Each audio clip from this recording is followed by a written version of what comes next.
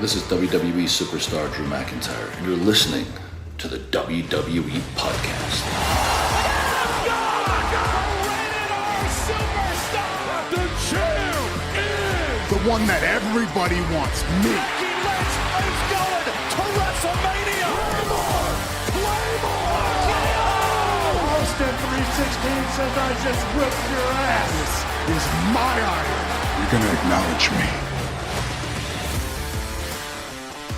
Well, let's talk Monday Night Raw that emanated last night from a city you may have heard of. WWE was a little bit shy about where they were. They hit it. You had to decode it. They dropped a few hints throughout the show of where they were, but I think I finally cracked the code of where they were, and it's a city called Chicago, something like that. Some pronounce it Chicago. I'm not sure, but WWE, was pretty subdued about where they were, and a big show though, big Monday Night Raw that emanated last night, and one that felt WrestleMania worthy.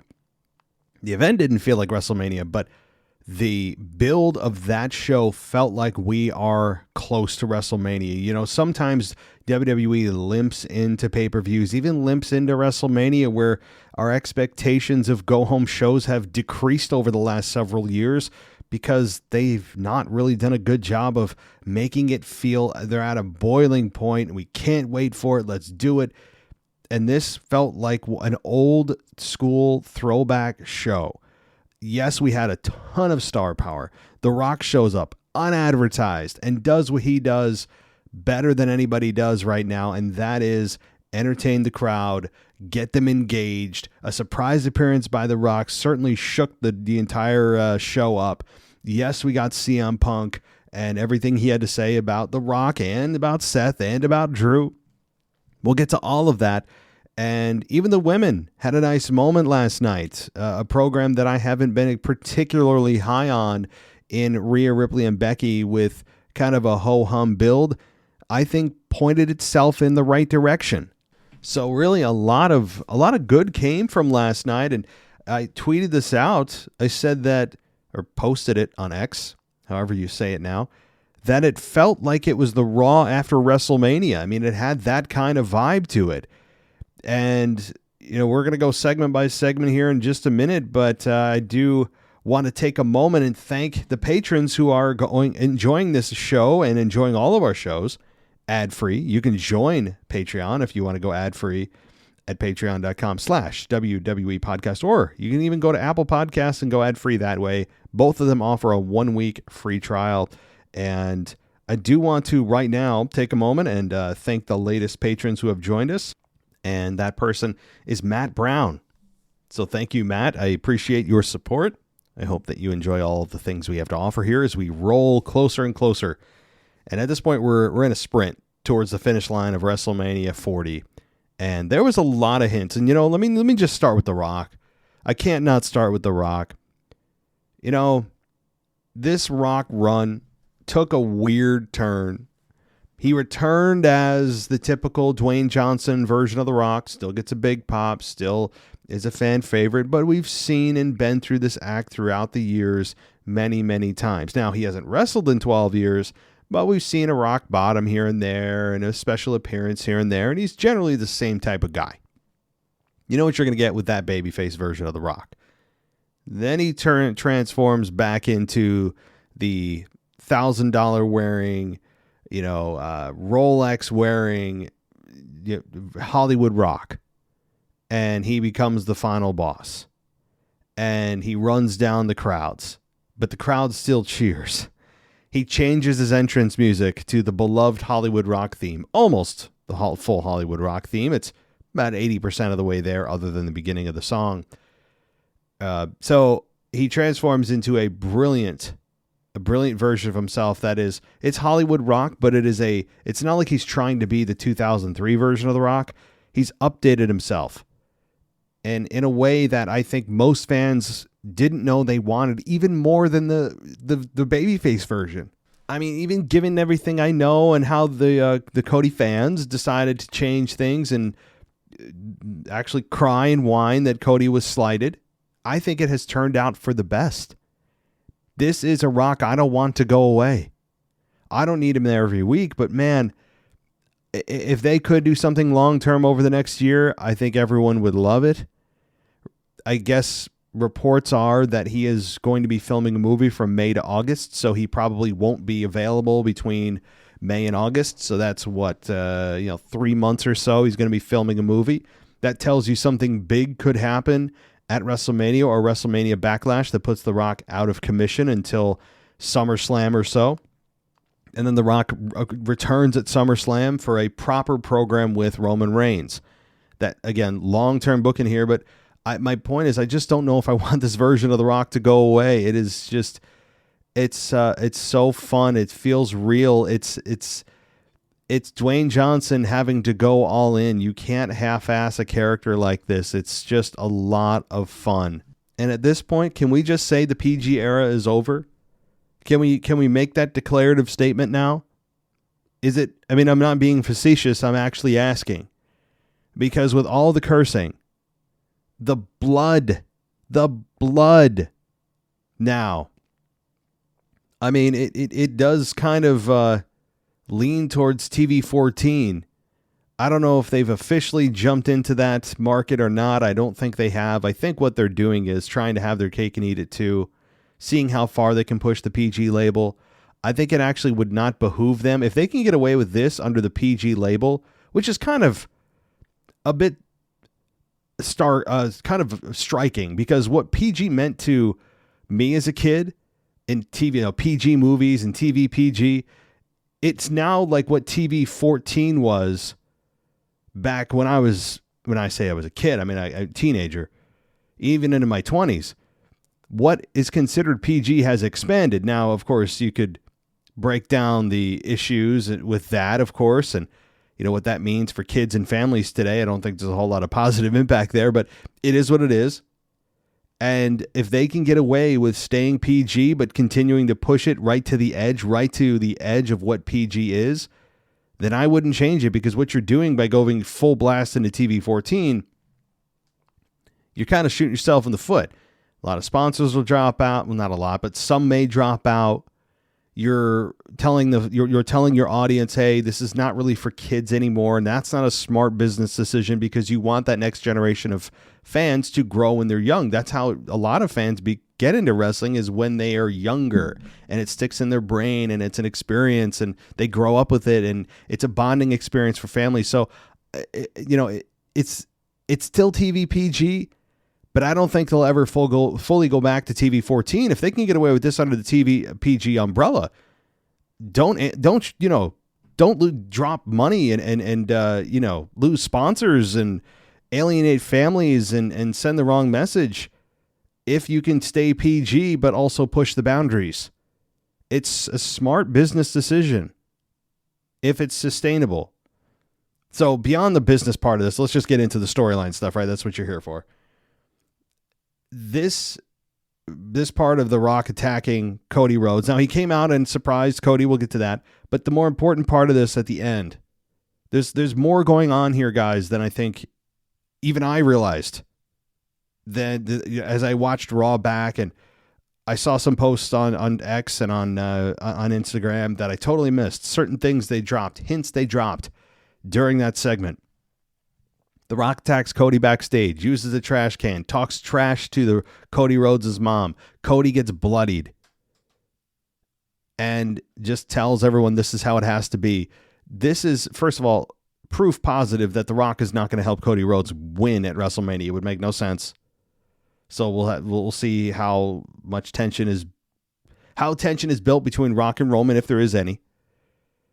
And it may also lend itself to bloodline rules actually happening, because there were hints that people freeze framed during the brutal assault that The Rock inflicted on Cody backstage and in the parking lot. And by the way, the rain really helped make that. It really almost cinemafied that whole segment. The rain falling down, all of it. I mean, it's just... The universe aligned perfectly for that segment. But the point I'm trying to bring up, the freeze frames. There were freeze frames, and I kept a few of them. I may post them on X. where during the assault, in the background, you could see the production trucks for WWE. And one of the trucks, I think, had Charlotte on it. But more importantly, the other truck had John Cena and Stone Cold Steve Austin. And the truck was lit up. The side of the truck wasn't hidden. It was in the background. And that was not an accident, I don't believe. So John Cena and Austin in the background of that shot is, I think, an absolute foreshadowing of things to come at WrestleMania 40. Things that I hope most of us are looking forward to if it happens, and I think it should. Of Bloodline Rules, which means Seth and Cody lose. Night 1. Night 2, Cody's got a mountain. The story is, my God, now Cody has Bloodline Rules. He's going to be outnumbered. He might have Jey, but Jey gets taken out early, and then wham, here comes John Cena. He gets overwhelmed. He takes out Solo, takes out Jimmy, and then Roman spears John Cena. John Cena is now out of the equation, or The Rock hits a rock bottom on John Cena. And, just as John Cena is getting the advantage to even the playing field for Cody. So John Cena takes a rock bottom. People are booing. And then the glass shatters.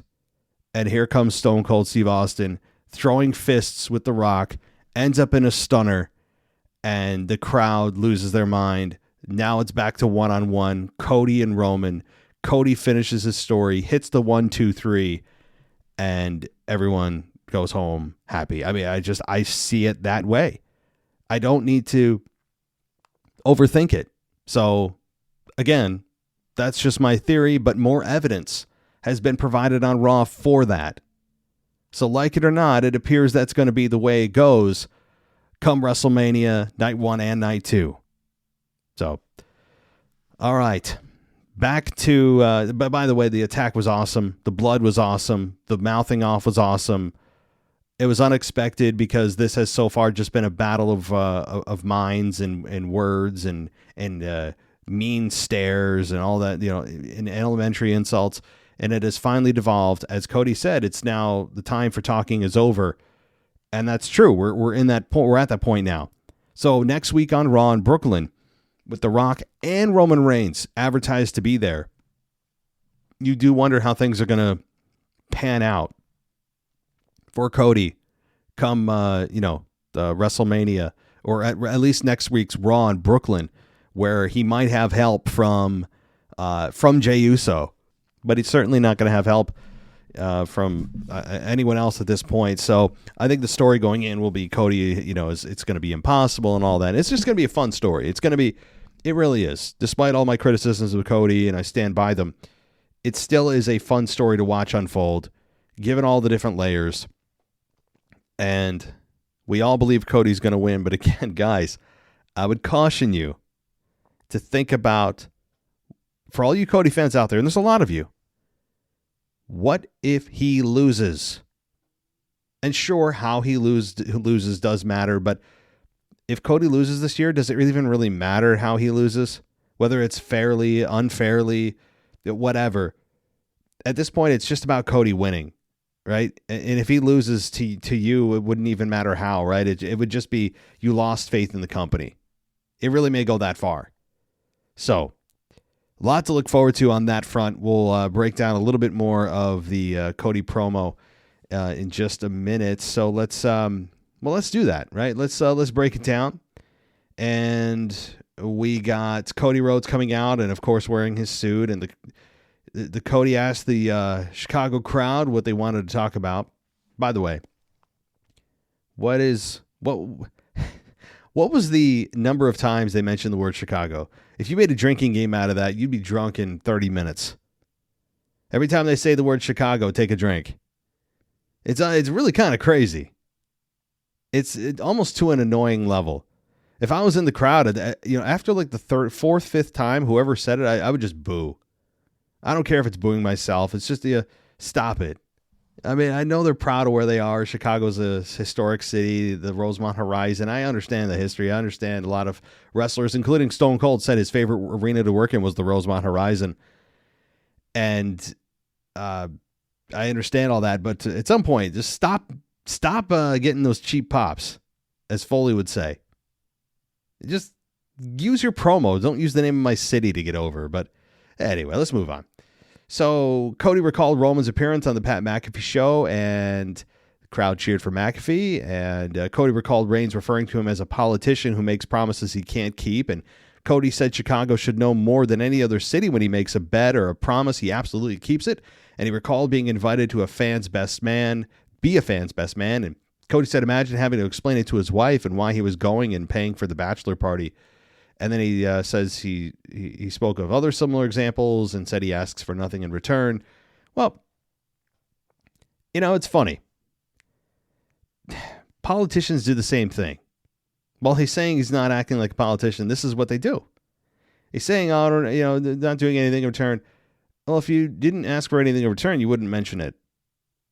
You know what I mean? It's kind of like saying, oh, well, I didn't do it for the cameras, but they happen to be here.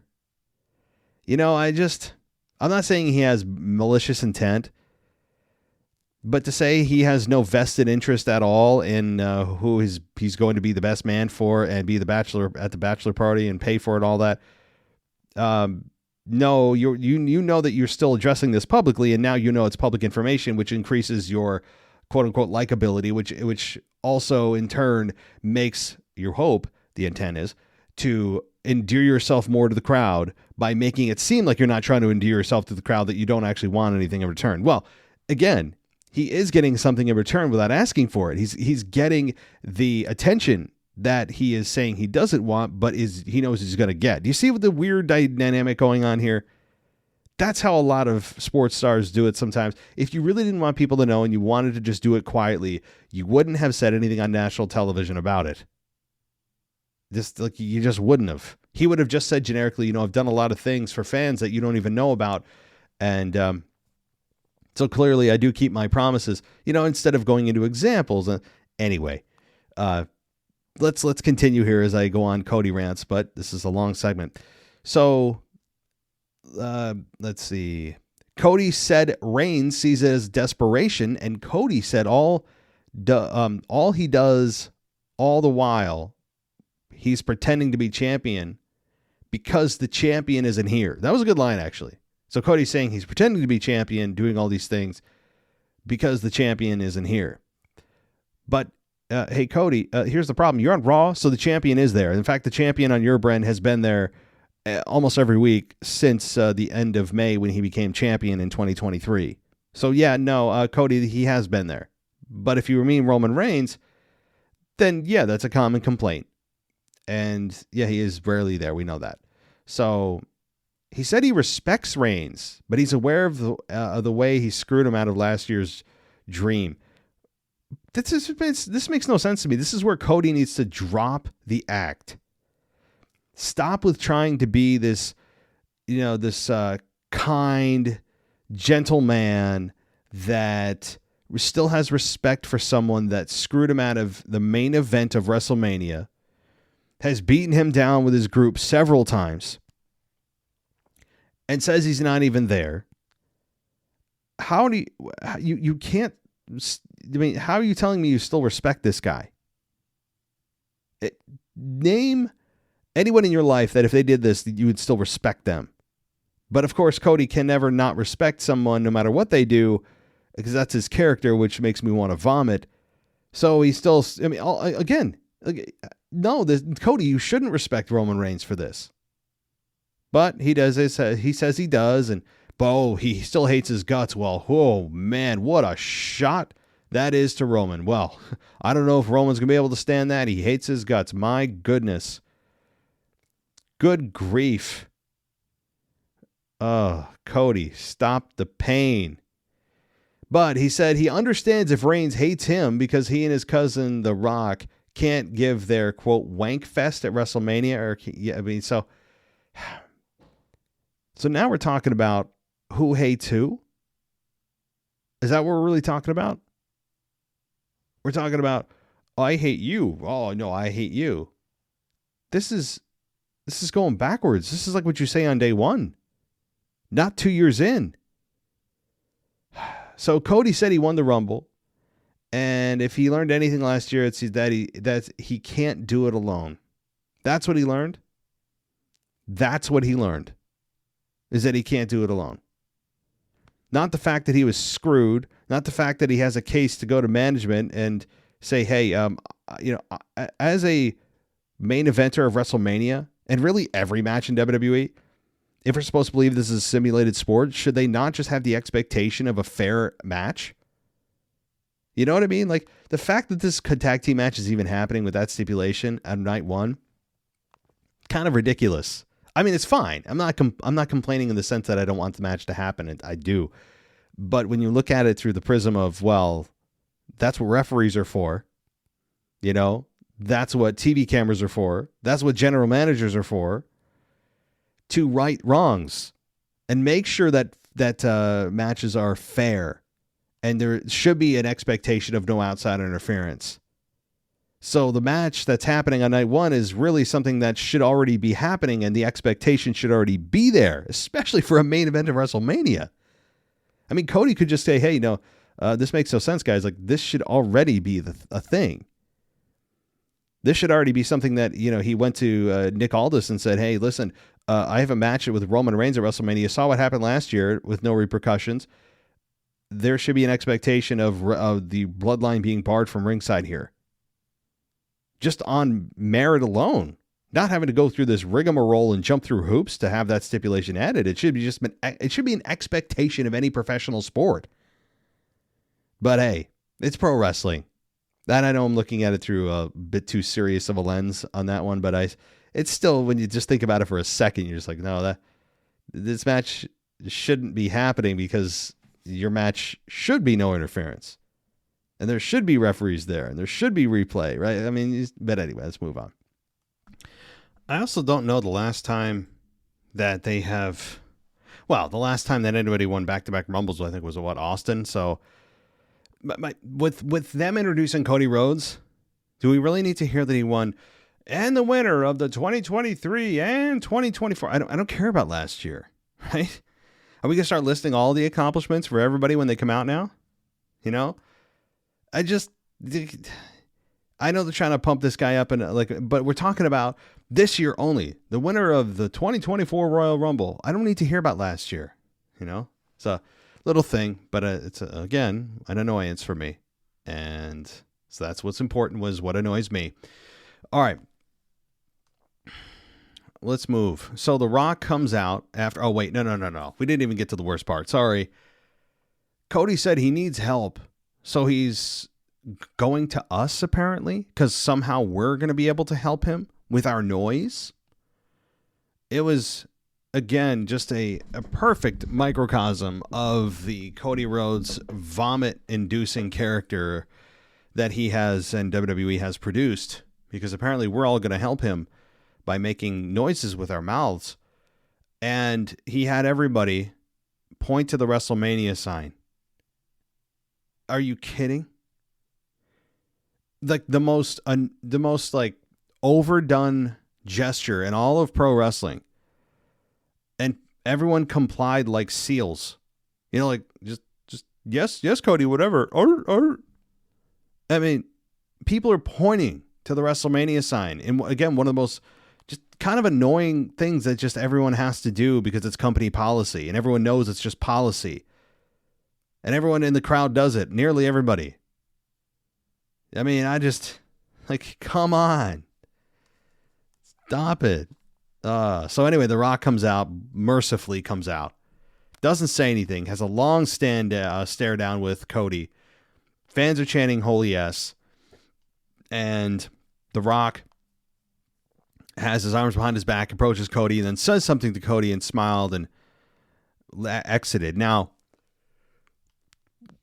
we didn't get to hear what The Rock had to say, and The Rock didn't say what he said, and Cody didn't say what The Rock said. All that we know is Cody said that what The Rock said he can't keep. And so apparently there was something that The Rock said to Cody that was some kind of promise that he can't keep.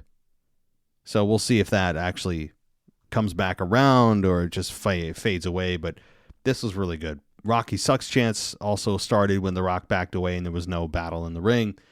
So, continuing on. We got, let's see, a Ricochet and J.D. McDonough match with J.D. McDonough losing to Ricochet in 14 minutes and 25 seconds. Really, I mean, it's a fun match. I mean, you always know what kind of match you're going to get with Ricochet. The crowd was into it.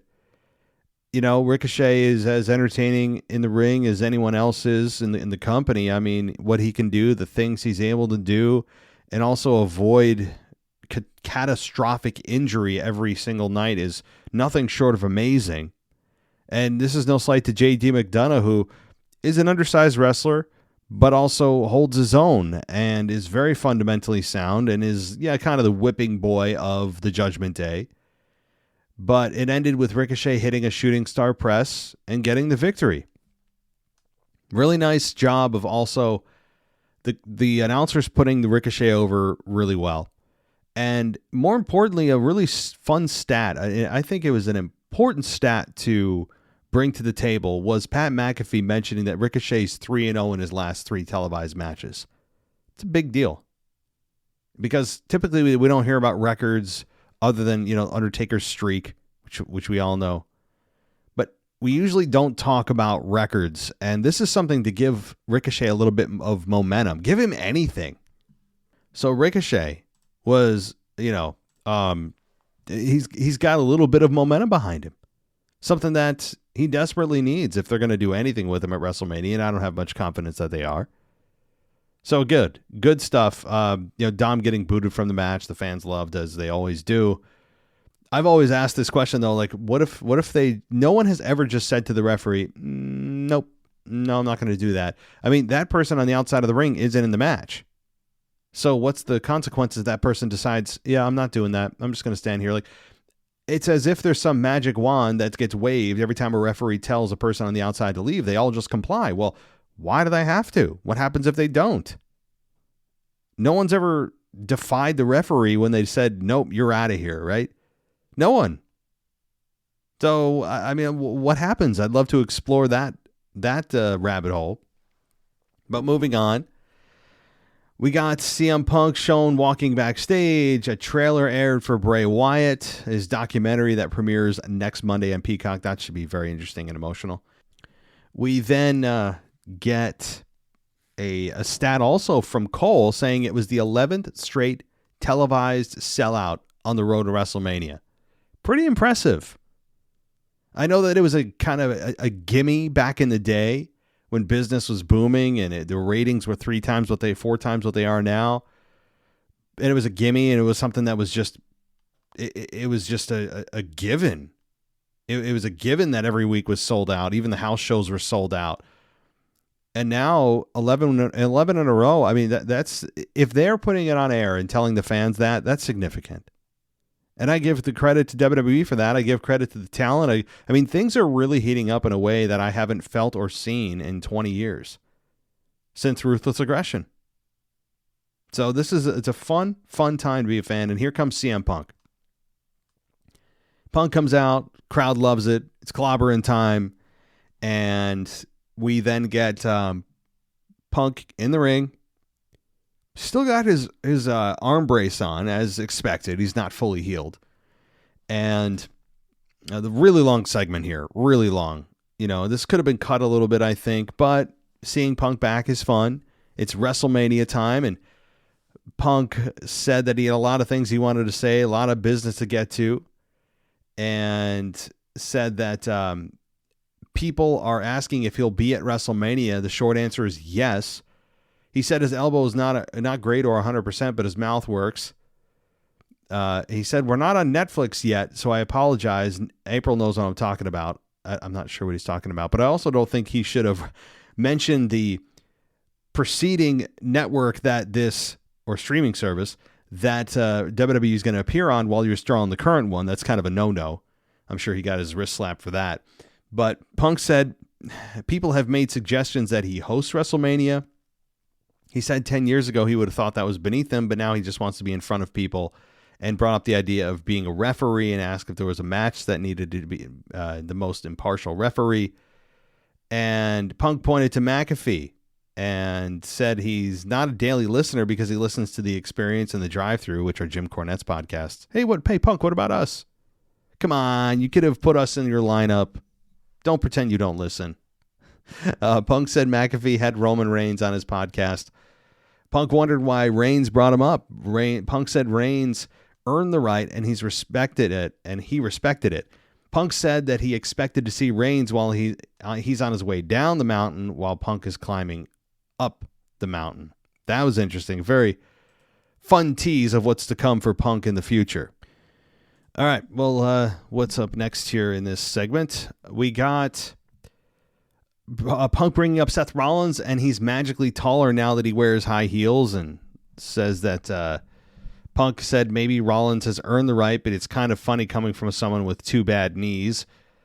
And he said, Punk said The Rock isn't someone who hasn't said a word about him, and Punk said he'd like to think it's because 10 years ago he came face to face with the Second City Saint and realized his arms are too short to box with God. That line, if you don't remember, or didn't watch, is a line he actually said verbatim during his match or during his build-up to the promo with The Rock. I think it was The Rock, but he did say it back when it was the summer of Punk, and actually Punk turned heel to face The Rock because Vince wanted Punk to turn heel, which made no sense at the time. But Punk then brought up Drew McIntyre and said he doesn't live on the internet. He said that when you have a problem in Chicago, you handle it face-to-face like a man. Drew made his entrance, and Punk said, turn off his stupid song. No one wanted to hear it. Get your blank ass in here. And McIntyre stood on the stage and said he'd love to, but the last time they were in the ring together, he stomped his arm and deserved it, and Punk asked if he was a Scottish psychopath in a kilt or an internet troll in a skirt. And then we're talking about cancellations and all that garbage. But McIntyre made his way to the ring and showed Punk his T-shirt. And here's a good line. Punk said he never had to put another man's name on a shirt to sell it, and McIntyre tore off one of his skirts and said he never struggled to get out one of his shirts, not skirts, shirts. And he struggled to get out of it because of his biceps, which is something Punk never had to deal with that issue, which was fun. To me, the best line of the night came from McIntyre when he climbed on the broadcast table, and said Punk doesn't drink or do drugs, and yet somehow still spends all of his time in rehab. That was great. McIntyre said he doesn't hate Punk. He actually completes him. I wonder if McIntyre has been watching some Dark Knight Rises with the Joker, right? Heath Ledger, with the Joker telling Batman, "You complete me." When he said he doesn't hate him, doesn't want to kill him, that he's just an agent of chaos, and that you complete me. I wonder, that's a line from that movie. Pretty close. So I wonder, but McIntyre spoke about Punk helping him, or I'm thinking about how Punk helps him in the gym and when he won the Elimination Chamber. And then he invited McIntyre to get in the ring. And then McIntyre said Punk probably had a weapon and would try to take him out before WrestleMania, like the people of Chicago, which was a funny line. Just, my God, laying into the crowd. And McIntyre sat on the broadcast table with his legs crossed and said he hopes Punk has a front row seat to WrestleMania. So, I mean, there's a lot more I could break down. This went on for a very long time. Rollins eventually comes out and said Punk needs him to have a moment at WrestleMania. Rollins said he likes the idea of Punk being on commentary. Eventually, it comes to Punk is going to be on commentary at WrestleMania. That seems to be where they've landed, although Punk did show he can count a 3. He can do a 3 count. So we'll see if that changes, but right now he's on commentary. And just a lot of back and forth here. There was a lot to take in. And Seth also told Punk that, I don't think about you. You're a non-factor. All this. It was a lot of fun. McIntyre, it ended with this. McIntyre told Punk, said that Punk is obsessed with him and that he's living Punk's dream and he's his number one stan. I don't know what that means. McIntyre entered the ring and then continued to jaw at Punk until Rollins super kicked McIntyre and followed up by giving McIntyre a stomp. And Punk was watching from the entrance aisle, and Rollins left the ring and walked past Punk, who then looked back at McIntyre. A lot of back and forth, a lot of just ups and downs here. And again, I'm fine with Punk being on commentary. I don't need him being a referee. I mean, I'm cool with it, so we'll see. But if Punk's there, he's going to have some kind of direct or indirect physical interference in this match. So the good thing is, Rollins and McIntyre just became a lot more fun. Because, sure, you have the X factor of Punk, but Rollins and McIntyre have done a really nice job the last couple weeks focusing on one another, which is a good thing. So, all right, Candice LaRae with Indy Hartwell versus Ivy Nile was next. And this match, as per normal, is unless there's a title involved, 1 minute and 50 seconds for this match, with Candice LaRae beating Ivy Nile. And it was because LaRae tripped Nile, put her feet on the ropes, and got the victory. So LaRae cheated to win. And after the match, LaRae run past Hartwell, who doesn't seem to be too enthusiastic about the way LaRae won the match. And so there's tension between Hartwell and Candice LaRae. Or, according to Michael Cole, Candice Michelle.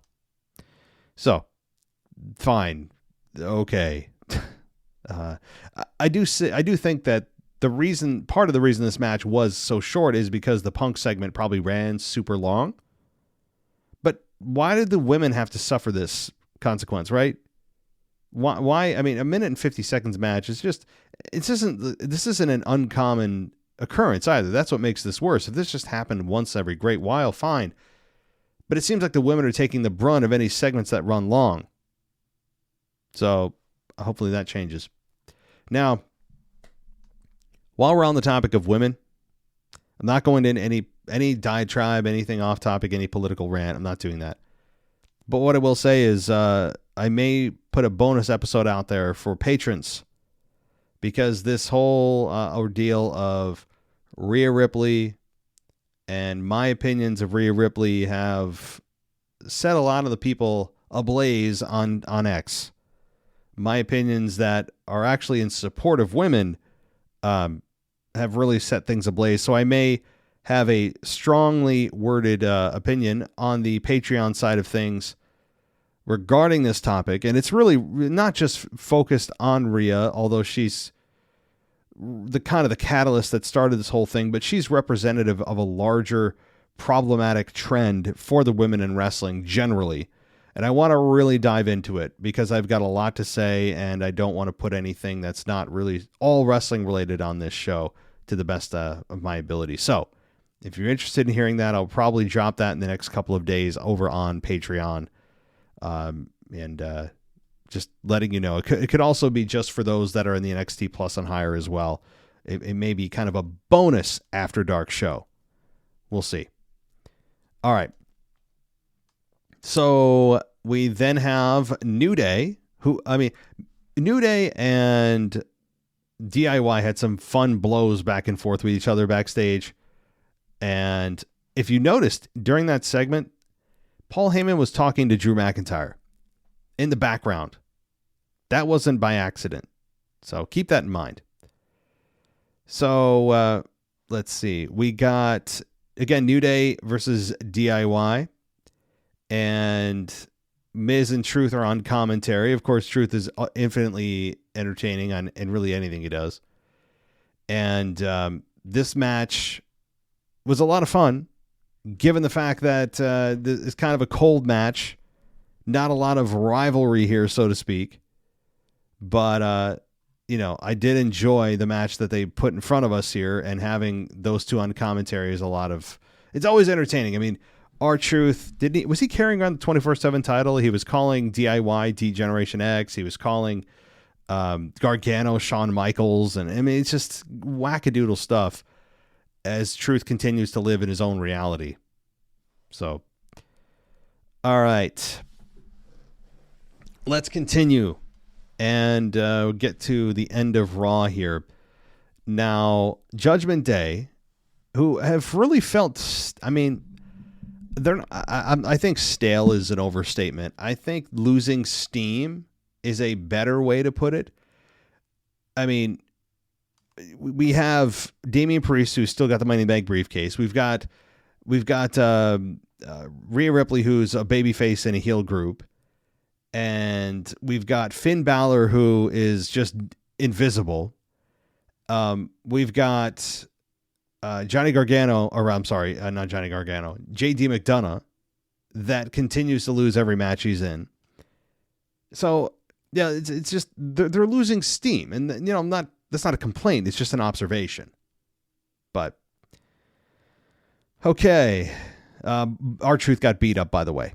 R-Truth did not stand tall. He put up a fight against Judgment Day after they dragged him into the ring from commentary, and the crowd was all in on supporting R-Truth. I mean, they popped really loud for him, and it was fun to see. But ultimately, he got hit with the razor's edge by Damian Priest. I'm telling you, they're going to be the ones to take the belts off of Judgment Day. They have to be. All right, Intercontinental Champion Gunther was interviewed by Kathy Kelly. Gunther said he doesn't believe Sami can beat him at WrestleMania, nor does he believe Sami Zayn can beat Bronson Reed.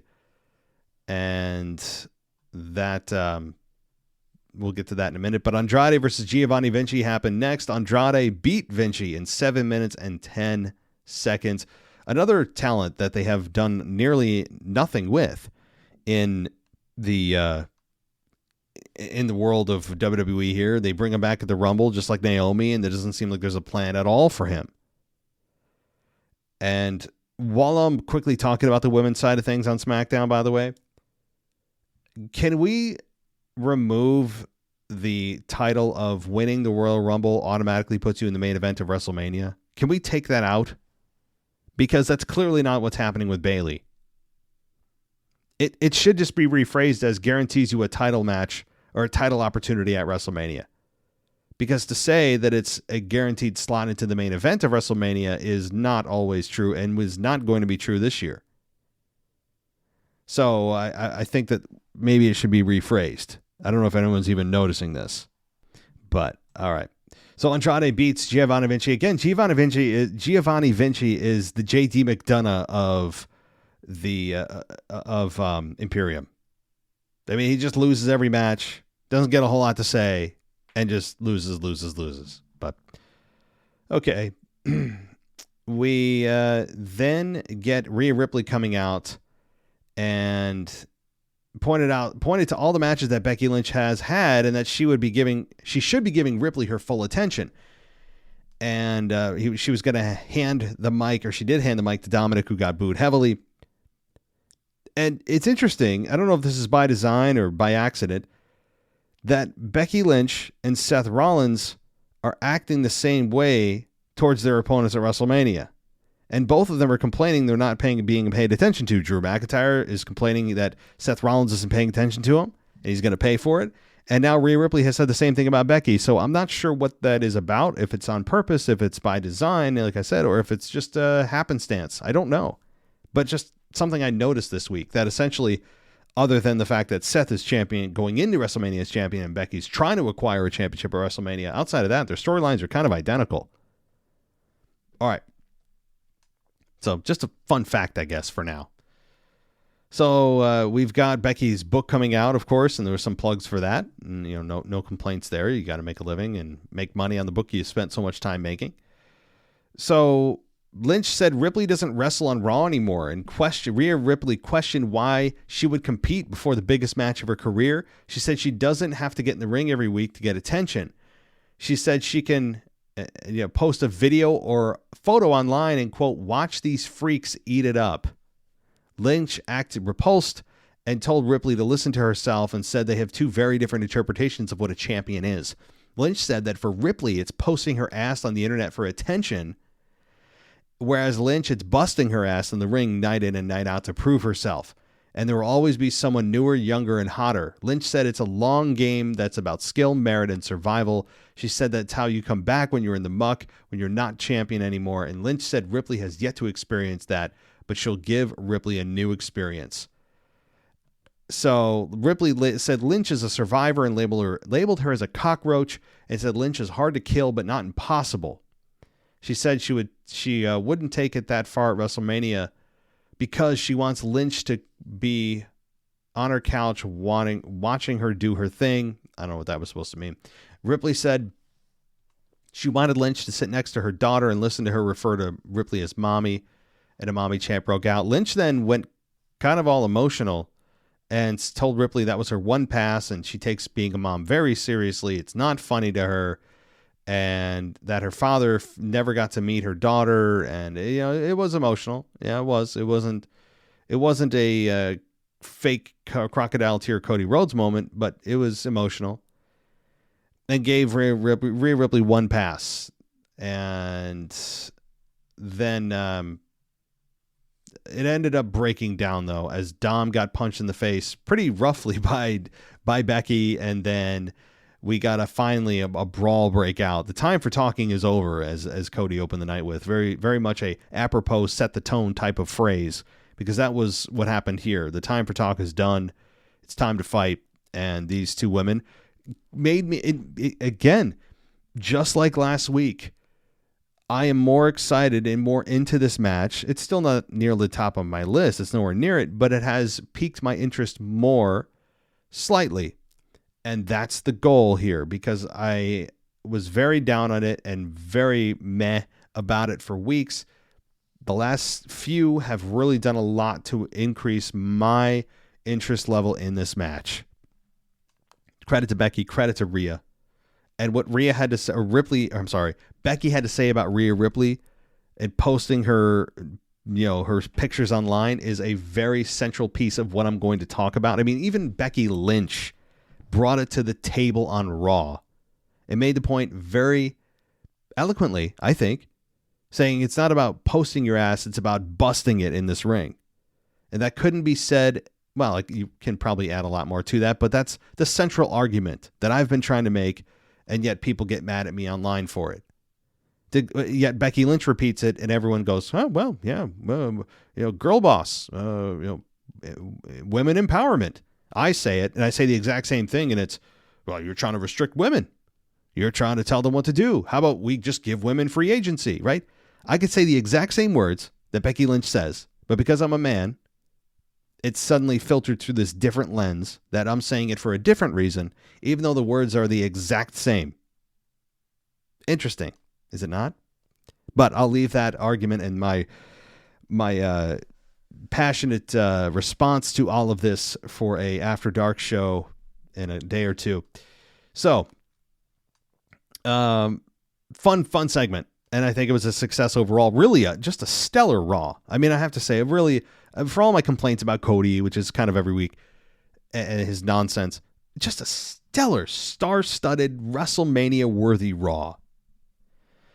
Okay, Sami Zayn was backstage. He spotted Chad Gable, who was talking with Maxine Dupree, and Gable ended this conversation and told Zayn he wanted to talk about how they ended their conversation last week. Zayn said it was fine because both Gable and Gunther both don't think he can beat him. And really, they shook hands, and that was it. So I don't know if this is still leading to an eventual triple threat with Gunther, Zayn, and Gable. I don't know, but it's at least encouraging if you're looking for that Gable's still in the picture here, even if it's just talking with Zayn. All right. Bronson Reed and Sami Zayn is next.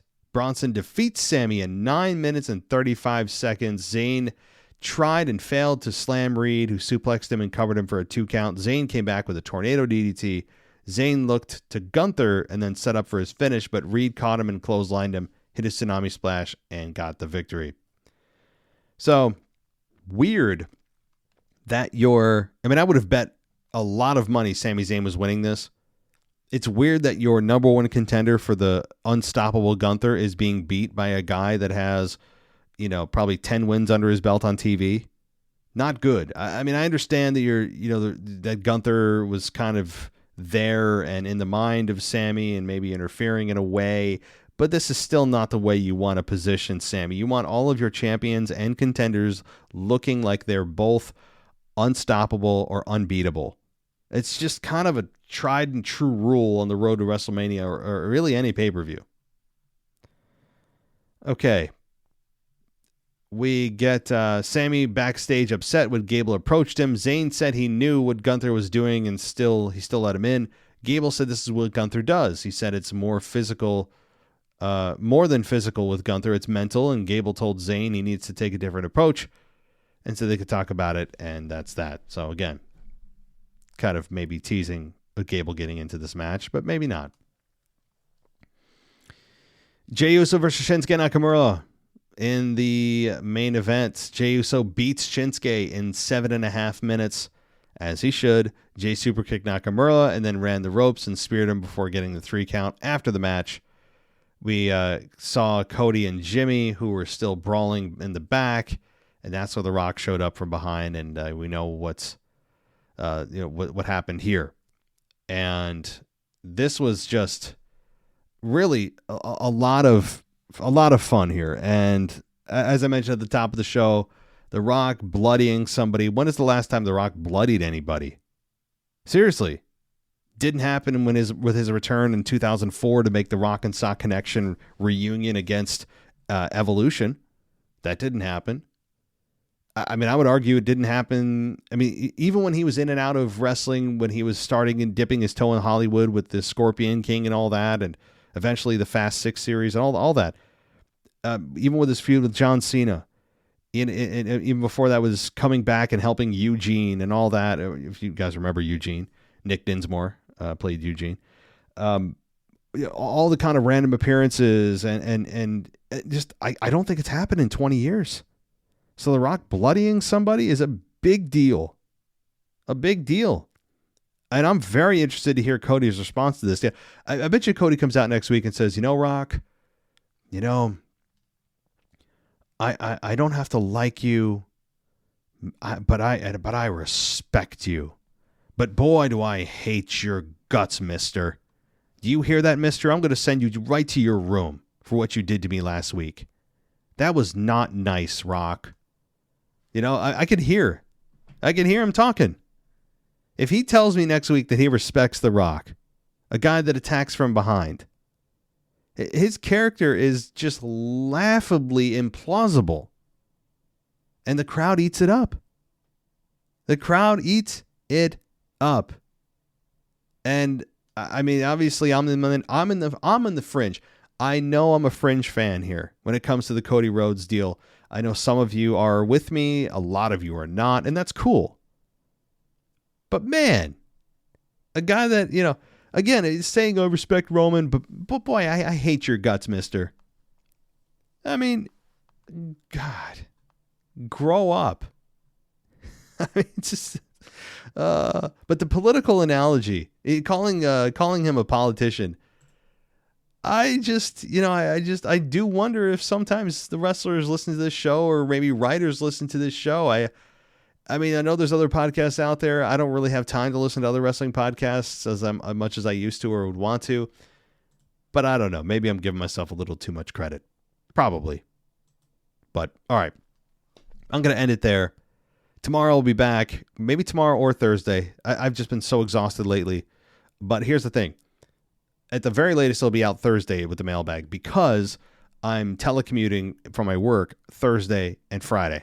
Okay, so I might do a double show. Maybe I'll do the mailbag and the special edition show of the podcast for patrons on the NXT Plus and above on Thursday. I'll do a double show. We'll see. But I just want to let you know, I'll try for tomorrow. The mailbag, I will make an effort.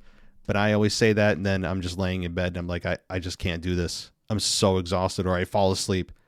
I'm just being truthful with you guys. Just being honest, keeping it 100, as the kids say. But all right, I'm going to leave it there. Hopefully I'll talk to you tomorrow. If not, I'll talk to you Thursday. Thanks so much for listening. Consider going to Patreon or Apple Podcasts for your ad-free experience. And I'll talk to you next time. Thanks for listening to the WWE Podcast. Don't forget to subscribe on your favorite podcast app so you don't miss a show, or head to WWEpodcast.com. And for all of these shows ad-free, head over to patreon.com/WWE Podcast. Until then, we'll see you next time.